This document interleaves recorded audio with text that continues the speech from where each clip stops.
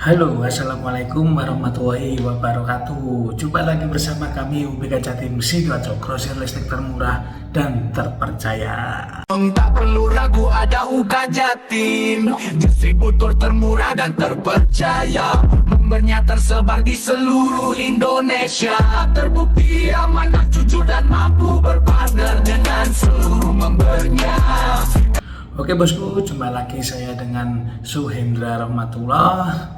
Saya pemilik UBK Jatim, yang mana saya sudah lama sekali tidak bikin konten, dan saya juga ada beberapa yang ingin saya riset, dan ada juga beberapa yang perlu saya edukasikan kepada sesama pebisnis toko listrik.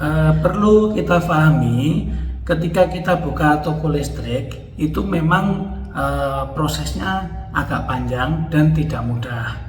Perlu effort yang luar biasa, mulai dari waktu, tenaga, dan apapun yang perlu kita kembangkan. Banyak pertanyaan dari member-member UBK Jatim, ya, ini terkait dengan kestabilan toko listriknya, yang dimana semakin lama semakin menurun, terus tidak stabil omsetnya, di awal-awal itu banyak hambatan dan sebagainya. Ini kita bicara yang tokonya bermasalah, ya, maksudnya tokonya ada kendala. Tapi kalau untuk yang sudah rame, sudah sampai bikin cabang, itu member-member kita juga banyak banget, yang dimana dia awalnya beli paket belanja 10, 20, sekarang bisa buka 2 cabang, 3 cabang, sampai ada yang customer. Nah, sekarang saya akan membahas masalah apa yang akan dilalui, yang akan timbul ketika kita buka toko listrik, atau yang akan dihadapi ketika kita buka toko listrik. Ini masalah yang akan terjadi, yang perlu kita antisipasi, ya. Jadi kalau buka toko listrik itu pasti mengalami, ya, ada kendala, ada masalah, terus ada yang perlu dibenerin, terus ada yang sistem yang harus diuji ulang. Nah, banyak sekali lah, ya kan, karena memang buka bisnis itu tidak semudah membalikan telapak tangan. Oke, kita bahas satu persatu. Satu, masalah yang akan dihadapi. Gimana langkah owner ketika mengalami toko listrik yang cenderung omset tidak stabil atau bahkan menurun. Perlu kita garis bawahi, ya, bahwasanya omset menurun itu ada beberapa faktor. Yang pertama, memang daya beli masyarakat itu menurun, dan kita harus jeli momen-momen apa aja yang harus diketahui sebagai owner toko listrik.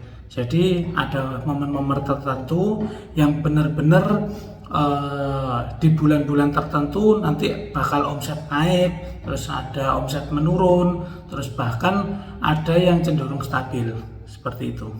Nah, kita bahas ketika daya beli menurun. Apa yang dilakukan owner ketika daya beli menurun? Owner toko listrik di sini tidak boleh terus diam ngikuti alur, ya, memang daya belinya menurun. Kok toko listrik, toko kelontong pun juga menurun omsetnya, terus usaha apapun, jualan makanan, kuliner itu juga menurun, berarti memang daya beli menurun. Stop, jangan berpikir seperti itu. Bagaimana cara owner untuk meningkatkan omset toko? Jadi kita tidak boleh diam stagnan atau mengikuti alur takdir, ya. Jadi kita namanya manusia itu harus ikhtiar, berdoa, dan semangat juang, karena untuk meningkatkan perkembangan toko kita, produktivitas toko kita, dan kemajuan bisnis kita. Ini berlaku untuk semua bisnis, ya, bukan toko listrik aja, tapi kita sekarang bahas di toko listrik. Oke, langkah pertama ketika daya beli menurun, jadi tingkatkan kualitas produk Anda atau kualitas pelayanan Anda. Itu yang pertama. Jadi setiap ada pembeli yang datang harus ada ekstra yang tidak dimiliki dengan toko lainnya. Contoh, ketika ada customer datang di toko, setiap pembelian apapun kasihlah 1 aqua, atau kita siapkan beberapa minum gelasan itu, kasihlah, tawarin dia minum. Pak silakan minum dulu. Itu yang dilakukan member kita di Makassar, dan omsetnya juga sangat naik. Hanya dengan satu gelas minum nawarkan ke customer itu menjadi nilai plus yang beda dari toko lainnya. Jadi simple tapi sangat bagus untuk perkembangan. Jadi pelayanannya oke. Yang kedua, produk. Ketika membeli produk di toko listrik Anda, misal untuk lampu, nah itu kasih garansi. Nah, jika ada customer yang beli di toko Anda, jangan nunggu customer tanya, Pak ini ada garansinya, jangan.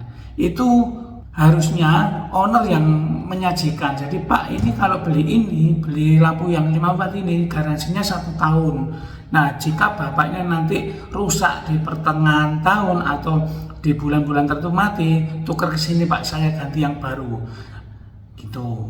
Tentunya kalian juga harus cari supplier yang benar-benar bisa garansikan produk lampu, karena memang garansi itu riskan. Banyak yang jual di distributor atau freelance itu setiap kita beli produk terus kita returnnya sangat susah. Itu yang bikin toko listrik rugi sebenarnya, ya kan? Kalau kita mau pelayanan ke customer, mau garansikan, terus kita mau garansi ke suppliernya susah, nah itu biasanya menjadi rugi gitu. Nah jangan salah, kalau untuk garansi itu juga membedakan toko kalian sama toko listrik lainnya, kompetitor di semua. Karena saya kasih bocoran, ya kan, di toko listrik manapun biasanya tidak akan kasih garansi, mentok-mentok hanya 1x24 jam, apalagi produk Philips. Nah produk Philips itu biasanya toko jarang mau menggaransikan. Kenapa? Karena memang agak susah untuk retur di suppliernya gitu. Tapi kalau kalian beli di UBK Jatim, saya pastikan garansinya lifetime. Apalagi kalau kalian sudah daftar member. Dan membernya kita mudah sekali, tidak ada dipungut biaya apapun. Dan itu membernya selamanya. Kalian mau garansikan kalau misalnya pecah, mati, konslet, itu bisa langsung aja digaransikan. Tentunya ada syarat-syarat tertentu ya untuk pengembalian barang. Seperti kalau misalnya kalian di luar pulau atau luar kota, itu ada syarat-syarat tertentu. Meskipun kita free untuk ongkirnya, tapi tetap ada syarat-syarat tertentu, entah itu daftar member, entah itu apa, itu biasanya di-share di grup member kita. Langkah ketiga, ketika daya beli menurun, alangkah baiknya ada gebrakan-gebrakan khusus di toko listrik Anda. Misal nih, ini sudah saya terapkan di toko listrik saya, ya kan.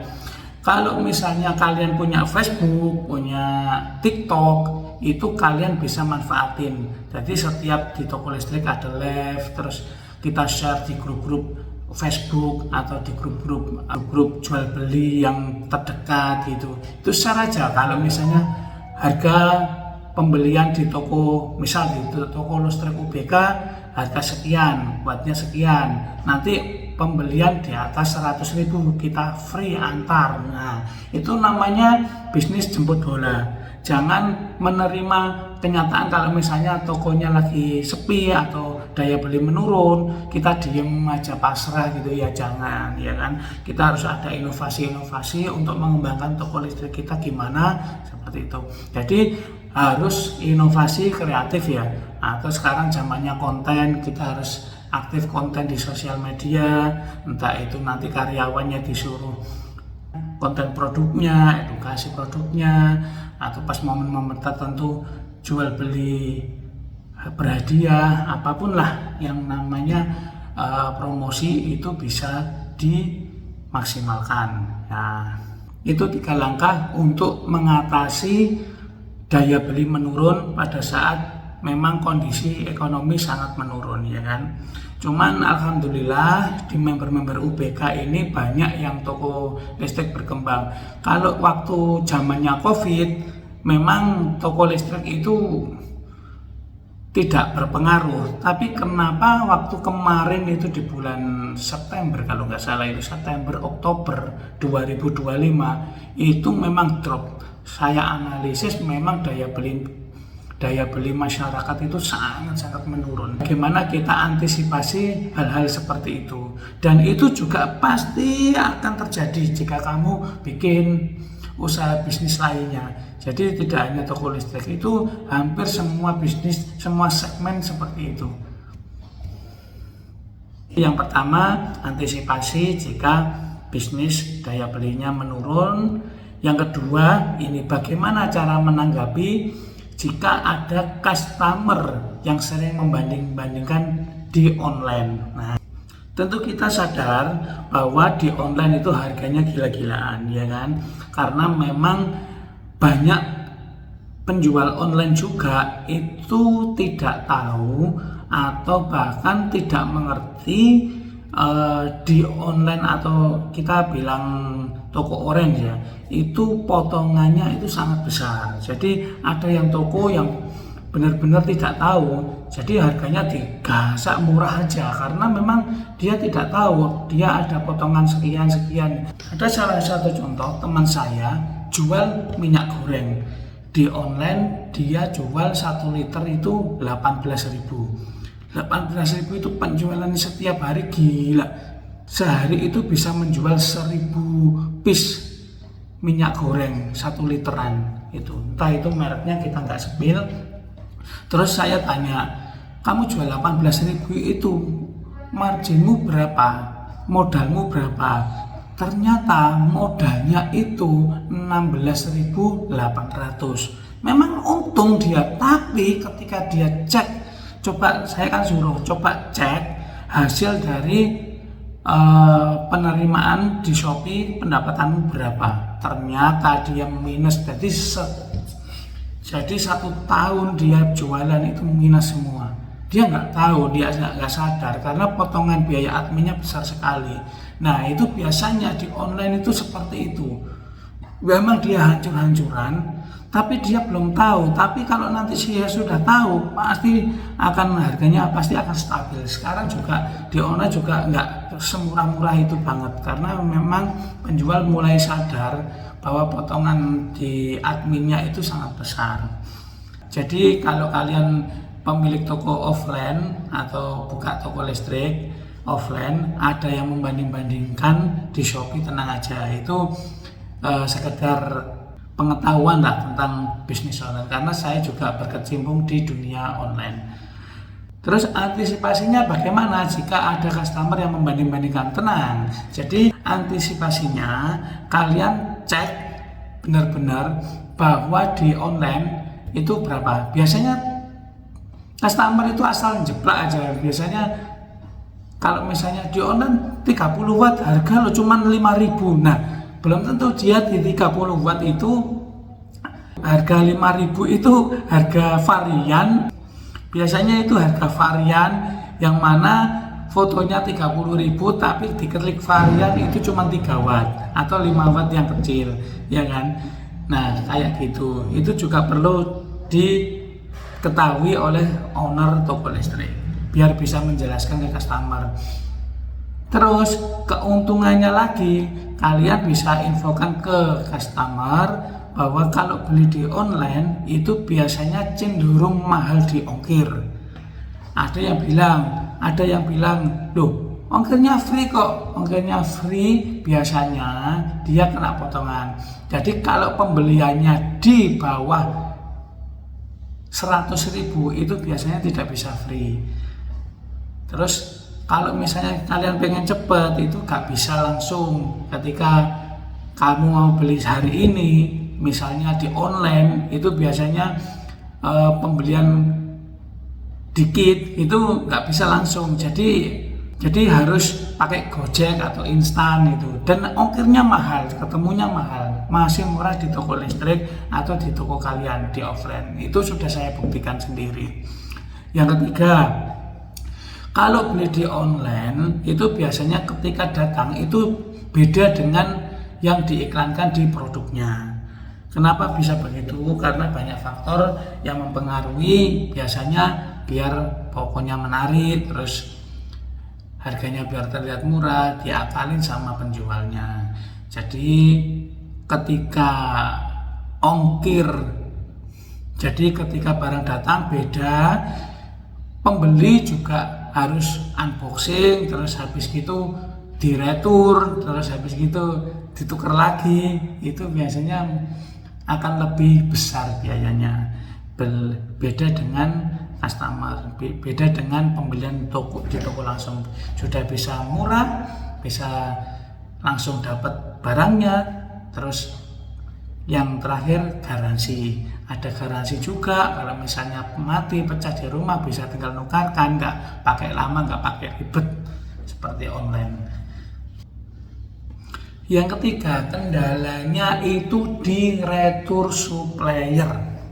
Nah, di retur supplier misalnya ada produk kalian yang mati, ada tukaran dari customer produk yang mati, itu kebanyakan toko tidak mau tahu. Jangan seperti itu. Jadi tetap ditukerin, tetap dilayanin. Misalnya meskipun 1 bulan ada yang mati, Pak ini kok mati baru 1 bulan, ya gak apa-apa Pak, saya ganti yang baru gitu. Bilang aja ini pelayanan kami Pak, tapi nanti suatu saat kalau misalnya beli apa-apa di sini ya Pak, karena kita pelayanannya juga baik, ya kan. Pokoknya dibikin senyaman mungkin lah customer itu. Pasti nanti perlahan lambat laun customer akan nyari di tempat kalian. Itu sudah saya buktikan. Karena apa? Kalau misalnya kalian jual mahal sedikit aja, terus kompetitor ada yang lebih murah, ya kan, tapi pelayanan jelek banget, jadi orang tetap belinya di tempat kalian gitu. Terus bagaimana jika ada supplier yang tidak mau menerima retur atau tidak mau menerima barang rusak kami? Nah, di situ menjadi kendala yang saya juga belum bisa menemukan, belum ada solusi. Karena apa? Memang sangat-sangat riskan ketika kita beli misal lampu belajar terus ada rusak, terus kita mau nukerkan, bingung kan. Jadi nukerkan dimanapun tidak ada yang mau, akhirnya barang itu rusak terus rugi menjadi barang cacat, ya kan. Ya itu memang harus diantisipasi sejak awal. Jadi belilah ke supplier yang benar-benar sudah membuktikan, benar-benar yang sudah teruji bahwa supplier itu bisa menerima retur kapan aja, terus tanpa ribet. Karena itu menjadi kendala toko listrik selama ini.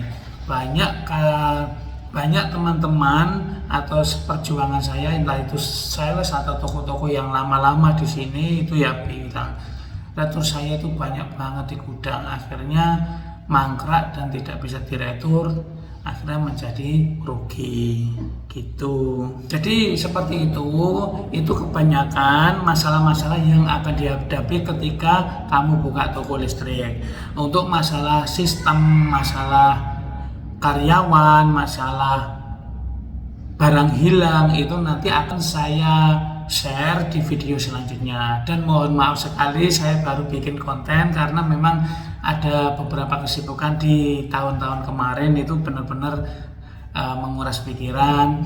Oke, nanti di video selanjutnya akan saya bahas masalah-masalah lainnya yang akan dihadapi ketika kita buka toko listrik. Mulai dari manajemen karyawan, terus sistem di aplikasi, sistem di toko listrik, terus antisipasi barang yang hilang dari karyawan, karena memang itu sangat riskan.